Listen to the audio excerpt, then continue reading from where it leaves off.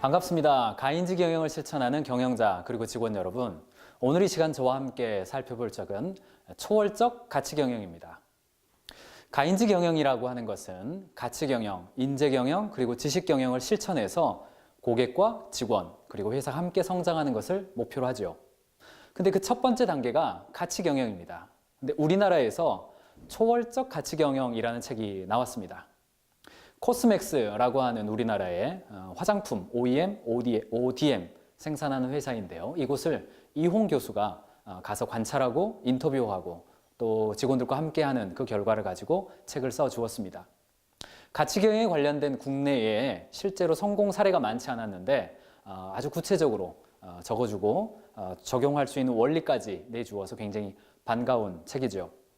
더불어서 사례에 그치지 않고 실천할 수 있는 구체적인 방법까지 써주어서 여러분과 함께 나누기 위해서 함께 선정을 해보았습니다. 이홍 교수는요, 우리나라의 지식점프라고 하는 책으로 알려져 있는 분입니다.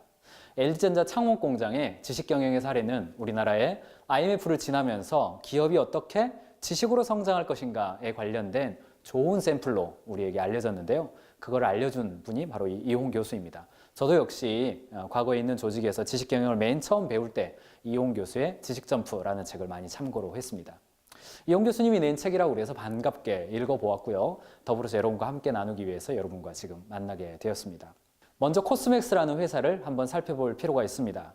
이 회사는요, IMF를 지나면서 역경을 이겨내고 지금은 3천억 규모의 국내와 아시아 그리고 중국 시장에 ODM 기반으로 화장품을 제조, 유통, 판매하는 곳이죠. 그렇기 때문에 코스맥스의 고객은 직접적으로 소비자를 만나는 것이 아니라 화장품을 판매하는 여러분들이 알고 있는 수많은 회사들이 1차 고객이 되겠습니다.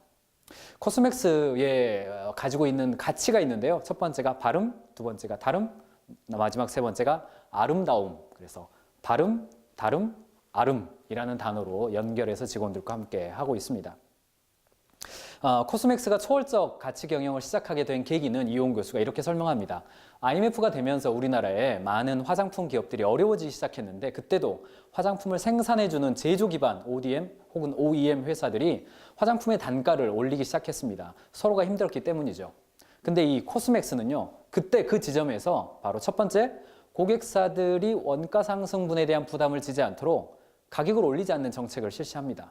두 번째, 이전까지 고수했던 ODM 생산에 있어서 최소 수량을 통상 개런티를 하게 되는데요. 최소 수량을 오히려 낮춰버리는 결정을 하고요. 마지막 세 번째로 화장품 회사들이 살아남을 수 있도록 철저하게 화장품 회사 중심적인 활동들을 하게 되죠. 이 세 가지 조치를 한 결과 코스맥스는요, 2011년 기준으로 약 2천억에서 2015년에 6천억 가까이가 넘게 되고요. 2016년 그리고 올해 2017년 계속해서 성장하는 기업으로 지금부터는 이제 언론에도 알려지는 그런 기업이 됐습니다. 이 초월적 가치 경영, 이 책에서 이야기하는 이홍 교수의 초월적 가치 경영, 사실은 이 단어는 이 초월적이라는 단어를 빼고도 의미는 설명이 됩니다. 왜냐하면 우리가 가치 경영이란 고객 가치를 목적으로 일하는 것이다. 이유는 그 고객 가치를 충실히 달성해 주었을 때 고객이 우리에게 돌려주는 것이다 라는 것을 우리는 이미 배웠기 때문입니다. 근데 이 책에서는 이 초월적 가치 경영, 즉 이기적 이타성, 이 용어를 사용하는데요. 이홍 교수가 정의하는 초월적 가치 경영의 정의는 남을 우선적으로 돕는 의도적인 행위가 앞장서고 그 결과로 내가 혜택을 얻을 수 있도록 하는 경영이다, 이렇게 정의를 내립니다. 여러분 아마 이 매트릭스를 하나 생각해 보실 수가 있는데요. 의도의 이타성, 결과의 이타성 두 개의 축으로 생각을 해보면 이기적 이타성이라고 하는 요소가 바로 이 2사분면에 존재하게 되는데요. 어떻습니까? 장사를 잘하는 사람, 경영을 잘하는 사람들의 공통적인 특징이 있는데요. 그것은 사실 어려운 데 있지 않습니다. 여러분들 저녁에 TV 프로그램을 보면 맛집을 방문하게 되는데요. 맛집을 방문하는 PD가 맛집을 운영하고 있는 이 주인 할머니들에게 묻죠. 어떻게 장사의 노하우가 뭡니까? 그러면 저기 인천에 있는 한 굉장히 유명한 짬뽕집의 할머니나 저기 양평에 있는 설렁탕집 할머니나 공통적으로 하는 이야기가 있습니다. 그 이야기는 무엇입니까? 고객들에게 신선하고 많은 양을 푸짐하게 제공하는 거다, 이렇게 이야기를 하는 것을 알 수가 있습니다. 제가 얼마 전에 여러분 돈데이라는 브랜드를 아실 겁니다. 돈데이가 우리나라에서 최초의 삼겹살 전문 브랜드로 런칭을 하고 최근에 삼겹살 무한 리필점으로 오픈을 했습니다. 제가 오픈하는 첫날 가서 식사를 하면서 그 사장님에게 물었습니다. 아니 이렇게 삼겹살을 9,900원에 무한으로 리필해줘도 남는 게 있어요? 라고 물어봤습니다. 그랬더니 그 사장님이 저에게 의미심장한 이야기를 했는데 그분이 웃으면서 저에게 이야기했습니다. 그 말 들으면 장사가 되는 겁니다. 이런 이야기를 하더군요. 마찬가지로 맛집의 할머니나 돈데이를 운영하는 그 경영자의 마음속에는 뭐가 있냐면 고객이 느꼈을 때 아, 이 회사가 정말 이타적으로 하는구나 라는 것이 보여졌을 때 고객 가치가 충실히 달성되었을 때 결국은 이익으로 돌아간다는 거죠. 이용 교수는 이것을 바로 이타적 이기성이다 이런 표현들을 썼습니다. 여러분은 어떠십니까? 여러분의 회사가 가지고 있는 가치가 즉 고객 가치를 무엇을 위해서 일하고 있다. 우리는 고객의 무엇을 위해서 일하고 있다고 했을 때 고객이 그것을 아, 이 조직은 정말 이타적으로 일하고 있어 라는 것이 확보가 되고 있습니까? 그 결과 회사 내에서는 이익으로 남겨지고 있습니까? 이 두 가지의 질문, 이용 교수가 질문하는 겁니다. 첫 번째, 고객이 이타성을 느끼고 있는가? 두 번째, 그래서 회사 내에 이익이 남고 있는가? 이 두 가지의 문제이죠. 코스맥스는 성공적으로 이 두 가지 문제에 대한 답을 얻었고 지금까지 계속해서 성장해 가고 있는 기업으로 알려지고 있습니다. 기업이 왜 이기적 이타성? 기업이 맨 처음에 사업을 시작할 때는요, 고객한테 참 좋은 가치를 주기 위해서 시작합니다. 그런데 일을 하다 보면 생존의 문제가 걸리고 비용의 문제가 걸리다 보면 결국은 고객 가치에 대한 이야기는 어디론가 사라지고 역량과 또는 이익을 중심으로 움직이게 되기 마련이죠. 우리 주변에 있는 많은 기업들이 처음 출발은 고객 가치를 위해서 출발했지만 결과적으로는 이른바 장사 속으로 보이는 이유는 경영자와 조직 내에서 이 이기적 이타성에 대한 즉 초월적 가치에 대한 이야기가 점점 사그라지고 고객이 그걸 느끼지 못하기 때문에 그렇게 되는 것이죠. 그러므로 조직은 끊임없이 이기적 이타성 즉 초월적 가치에 대한 통제의 방법, 초월적 가치를 어떻게 확산할 것인가에 대한 이야기가 중요하게 됩니다.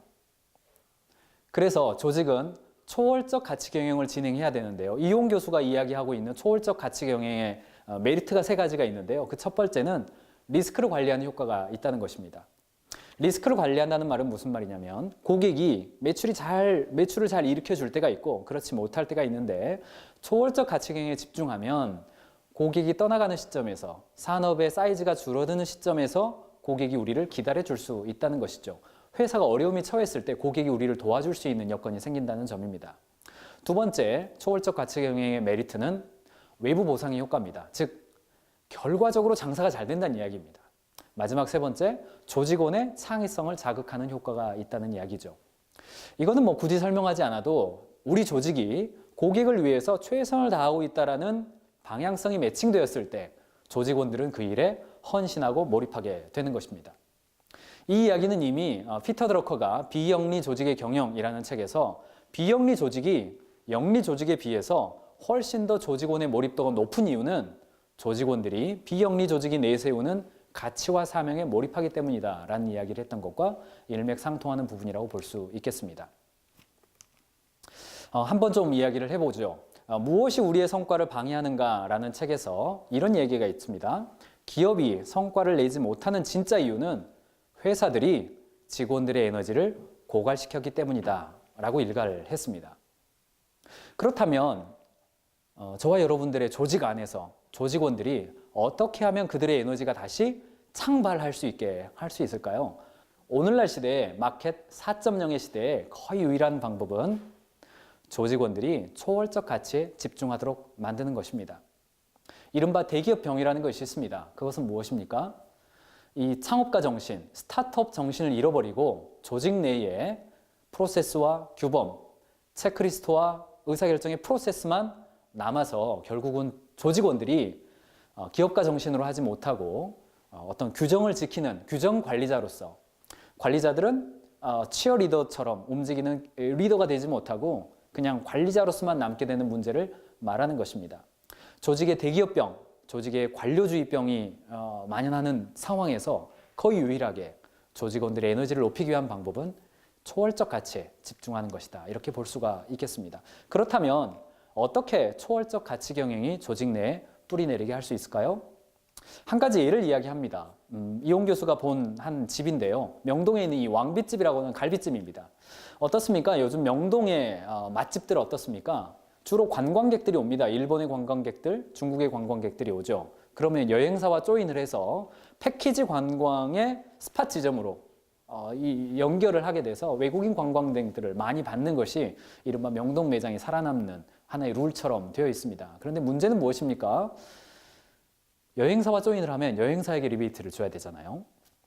또 단체 관광객을 중심으로 받다 보면 그 단체 관광객들에게 맞도록 한 명 한 명에게 어떻게 서비스하기가 굉장히 어려워지는 문제가 발생합니다. 근데 이 왕비집은 초월적 가치 경영에 집중합니다. 여행사와 조인을 하지 않는 거죠. 또 단체 고객보다는 1인 여행객들, 정말 맛있어서 찾아오는 고객들에게 집중하죠. 그리고 개별 서비스에 집중하게 됩니다. 그 결과 처음에는 어려움을 겪었지만 결국은 지금 자유 여행객들이 꼭 찾아와야 되는, 명동을 가면 반드시 가야 되는 그런 맛집으로 명성을 날리고 있는 거죠. 코스맥스가 IMF를 지나면서 고수했던 초월적 가치 경영과 유사한 패턴이라고 볼 수가 있습니다. 코스맥스가 최근에 하고 있는 일 중에서 하나만 소개해드리면요. 코스맥스는 오래전부터 중국 시장에 진출해서 중국 소비자들의 어떤 취향이라든가 중국 소비자들, 중국 인허가에 관련된 것, 화장품 기업이 중국에 진출했을 때 반드시 알아야만 하는 것들이 코스맥스에서는 그동안에 화장품 기업들과 소통하고 그들을 도우면서 얻었던 많은 지식과 노하우가 있습니다. 지금은 그것을 오히려 화장품 회사에게 그 정보를 전달해주는 일을 하고 있는 것이죠. 사실은 제조업으로서 결정하기 쉽지 않은 일이라고 보여집니다. 이처럼 이기적 이타성, 결국은 지극한 이타성 속에 이기적인 이익이 남을 수 있다는 것을 알고 그것을 자기가 할 수 있는 영역에서 하나하나씩 실천해가는 요소라고 볼 수 있습니다.